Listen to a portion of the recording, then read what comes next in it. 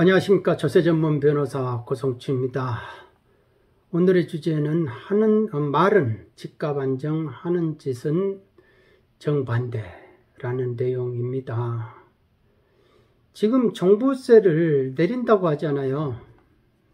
그러니까 공시가격 이제 기준을 올려가지고 종부세를 완화하겠다라는 거거든요. 그런데요, 그거를 이렇게 잘 생각을 해보시면 집값 안정이라는 게 어떻게 해서 이루어지겠느냐.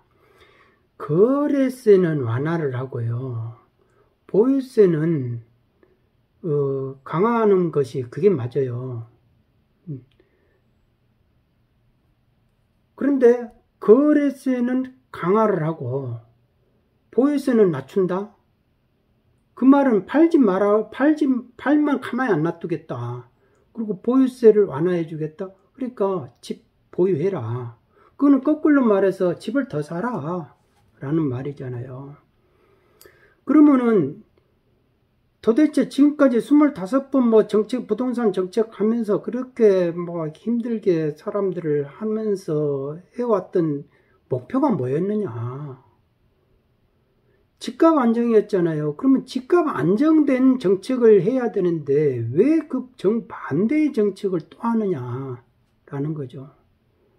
그러니까 그러면은 결론이 집값 올려가지고 세금을 더 많이 거두는 것이 목표였구나 라는 식으로 합리적 의심을 하기에 충분하다라는 겁니다. 그러면 도대체 지금도요, 우리가 조세법률주의잖아요. 조세법률주의라는 것이 헌법에 의해서 세율이라든지 세목이라든지 이런 것이 법률로 정하라고 이렇게 딱 규정되어 있다 이겁니다.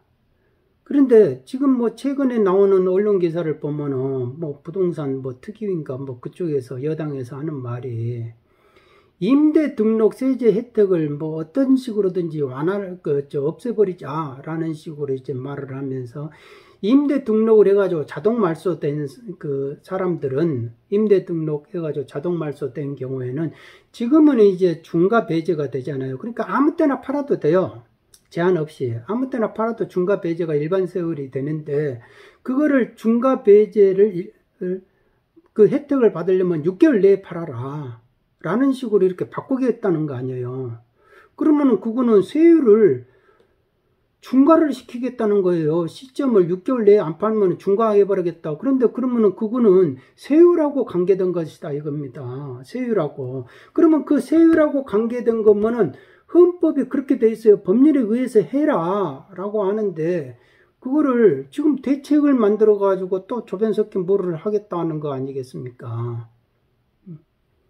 그러니까 뭐든지 대책으로 소급해버리고 대책으로 적용 시기를 내 마음대로 만들어버리고 이러면 안 된다 이거죠.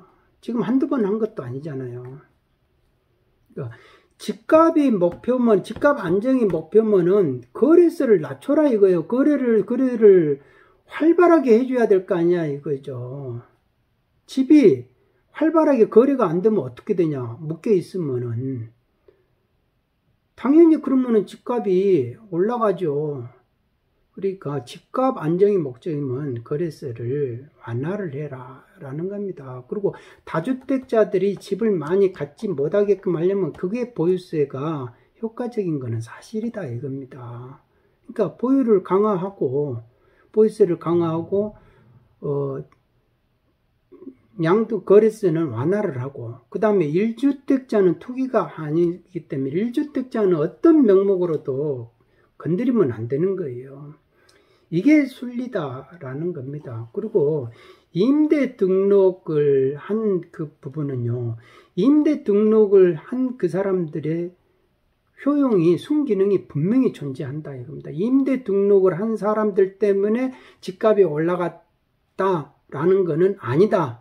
라는 게 지금 현재 국제연구원에서 그렇게 결론을 내렸다는 거 아닙니까? 장기 임대 등록을 해가지고 모든 임대 등록을 한 분들한테는요, 의무가 강해요. 의무 5% 이상도 못 올리고 이런 보고를 해야 되고 이런 의무가 엄청나게 강한데 대신 혜택을 주잖아요. 그만큼. 그리고 그분들이 그렇게 임대 등록을 해가지고 임대를 장기적으로 해줬기 때문에 무주택자들이 전월세 사는데 혜택을 본 거예요. 그런데 지금은 뭐 임대 등록 그거 한 거 세제 혜택 다 없애버리겠다 라고 하고, 그 다음에 양도하면 가만히 안 놔두겠다, 중과하겠다, 막 이런 식으로 하면서 보유는 대신 낮춰주겠다. 이렇게 하면은 시장에 있는 어떤 사람들이 그걸 보면서, 아, 이 사람들이 집을 더 사라는 말이구나, 보유하라는 말이구나, 팔지 말라는 말이구나. 그렇게 되면 집값이 올라가겠냐 아니면 내려가겠냐. 답은 뻔한 거 아니에요. 그러니까 도대체 목표가 뭐였느냐, 목적이 뭐였느냐, 행동에 있어서 일관성이 없다 이거예요.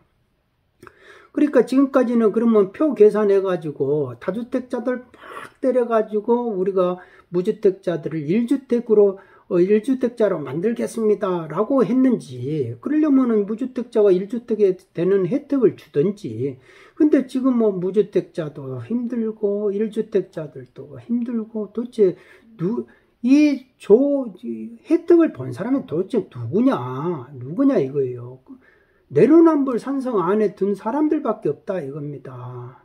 뭐 부동산 정책을 뭐를 해야 될 뭐 여권에 고위 뭐 정치인이 뒤에서 무슨 뭐 건축에 관련된 사업을 하고 있었네 뭐 하는 기사가 나오잖아요. 그러니까 집값이 올라가지고, 집값 올라간 사람들이 도대체 좋아하는 사람이 누구냐 이거예요. 미분양 분량이 쌓여있는 건설업자들이 좋아하고, 그 다음에 집값 올라가니까 지금 토지 가지고 있는 사람들이 거기에다가 이제 건물 지어가지고 분양하기 바쁜 그런 사람들이 지금 좋아하고, 그 다음에 내부 정보 LH 같은 사람들 내부 정보 해가지고, 어차피 LH가 사주는 그 땅들을 미리미리 선점해가지고, 정보를 미리미리 선점해가지고 이제 각자 그 토지 싸놓고 그린벨트에다 뭐 사놔가지고 그린벨트 해제합시다 막 하면서 주택을 공급해야 되니까, 이런 사람들밖에 지금 혜택 본 게 없잖아요.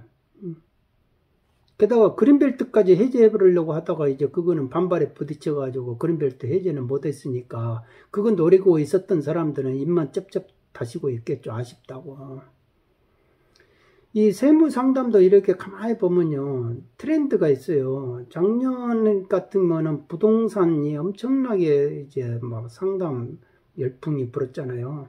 그러니까 그것도 이제 임대 등록 그 부분에 있어서 하다가, 그 다음에 비과세로 넘어갔다가 이제 세율 중과 여부 이런 거 따지다가 이제 종부세로 넘어갔다가 요즘은 이제 증여로 오잖아요.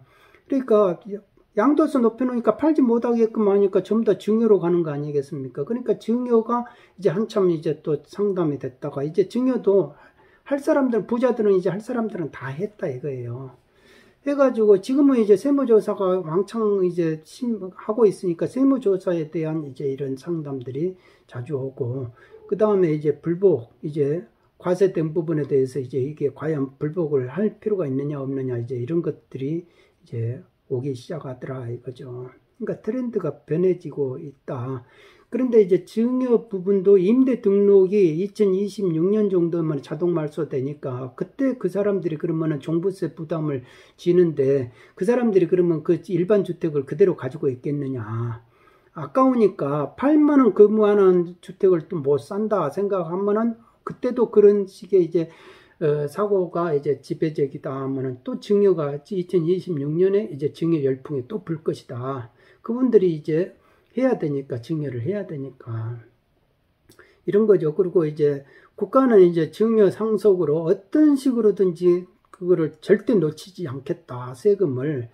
그래서 증여 어떤 식으로든지 증여세 탄로를 잡겠다라는 식으로 지금 10년 전까지도 보겠다 막 이런 식으로 이제 더 악착같이 볼 것이고, 그렇게 해서 증여로도 못 빼내는 거는 상속은 확실하게 잡아서 빼겠다, 다 상속세로 걷어들이겠다. 이렇게 하면 살아생전에도 50% 이상씩 세금으로 냈던 사람들이 도대체 남는 게 뭐가 있느냐 이거예요. 그러니까 평생을 세금 내니라고 찐 빠지게 일하다가 끝났다 이거 아니에요. 단지 내 수중에 돈이 모여 있으니까 이게 내 돈인 줄 알고 착각하면서 살았을 뿐이다 이거죠. 그렇게 해서 나이 먹고 생로병사에서 병이 걸리고 이제 죽는 과정을 거쳤다, 쓰지도 못하고.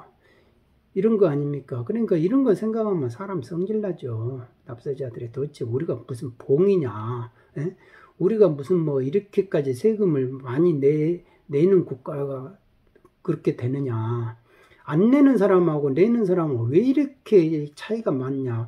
많이 내면 낼수록 그러면 노후를 보장을 해달라. 무슨 뭐 핀란드가 어쩌고저쩌고 스웨덴이 어쩌고저쩌고 하는데 그 사람들은 세금 낸 만큼 노후가 보장된다 하더라. 미국도 자기가 세금 낸 만큼 보장이 된다 하더라. 근데 안 낸 사람이 오히려 더 큰 소리 치고 노후에 보장이 되고 받을 것이 더 많아지면 세금 뭐 하려고 뼈 빠지게 일해서 세금 내느냐. 라는 식으로. 그럼 시스템 자체를 바꿔라. 지금 중요한 거에.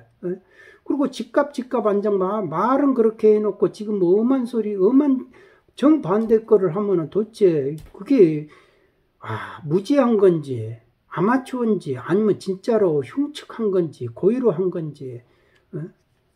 그리고 여당이나 야당이나 지금 뭐 하고 있는지 모르겠다. 야당은 야당대로 그럼 뭔가를 대안을 지금 내놓고 뭐 이렇게 치고 나와야 되는데, 야당도 지금은 이제 전부 다가 이제 포퓰리즘을 해가지고 뭔가가 선심 안 쓰면 표가 안 오니까 말을 못하고 가만히 있는 거 아니에요. 그러니까 지금 대선 되는 내년쯤 되면은 도대체 무슨 정책이 나올란지, 나라가 망가지든 말든 뭐 일단은 선심 쓰고 보자. 일단 내가 정권 잡는 것이 중요하다. 라는 식으로 지금 가고 있다 이거예요. 지금 이게 보면은 지금도 보면은 일관성이 없어지는 거는 전부 다 표 계산해서 이제 나오기 시작하고 있다라는 거 아닙니까? 이럴 때 사람이 어제 같은 경우는 어떤 분이 오셔가지고 왜 그분은 이제 외국에서 살다 오신 분인데 왜 우리나라는 조세저항이 없대요? 이렇게 물어보더라고요. 돈 가진 분들이 다 순한 양이 되니까 또 조세저항 못하죠. 그러더라고요. 아니, 이 정도면은 막 저항을 해야 되는 거 아닙니까? 막 이렇게 말을 하더라고요. 그런데 그 말을 이제 또 어떤 세무공무원한테 말했더니, 조세저항, 그거를 어떤 강한 데 가서 하시고, 좀 이렇게 약한 데 와서 말단 직원한테 안 했으면 좋겠다. 세무서 와가지고 모두가 이제 다 성질이 났기 때문에 막 조금만 이렇게 조금 뭐 하다가 웃기만 하면 미소를 좀 지으면은 나를 비웃는다 이렇게 말을 하고, 말을 안 하고 가만히 있으면 무뚝뚝하게 뚱하게 가만히 있고 설명도 안 해준다 하고 불평불만을 하고, 그 다음에 말을 이렇게 하면은 자기 말을 안 듣고 말 끊어버린다고 이렇게 하면서 막, 그러니까 뭐를 해도 불평불만이니까 도대체 그 불평불만을 짱돌을 던질 때, 말단 우리들한테 던지지 말고 어디 강한 데에다 던지라 이거예요. 그러니까 그렇게 말을 하더라 이거죠. 그러니까 지금 뭐 전부 다 세금 가지고 하나도 미소 짓는 사람이 도대체 누가 있느냐 이거죠. 그러니까 내로남불 산성 안에 들어가가지고 집값 올라가가지고 아이고 좋다 하면서 아이고 살기 좋은 나라 하면서 부자 되기 좋은 나라, 부자 되기 쉬운 나라 하면서 정권 영원하라 이러면서, 그런 사람들 왜 지금 뭐 여기서 지금 미소 짓을 사람이 누가 있느냐 이거요.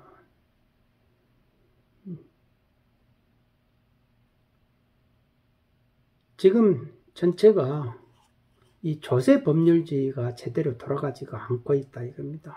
그러니까 위헌 사건은 위헌을 해야 되고, 법원 같은 경우는 제발 이념적으로 보지 마시고, 그러니까 나라가 검사다워야 되고 판사가 판사다워야 되고 뭐를 해야 되는데 제 역할을 안 하고 뭐를 하니까 전부 다 고통받는 거 아니에요.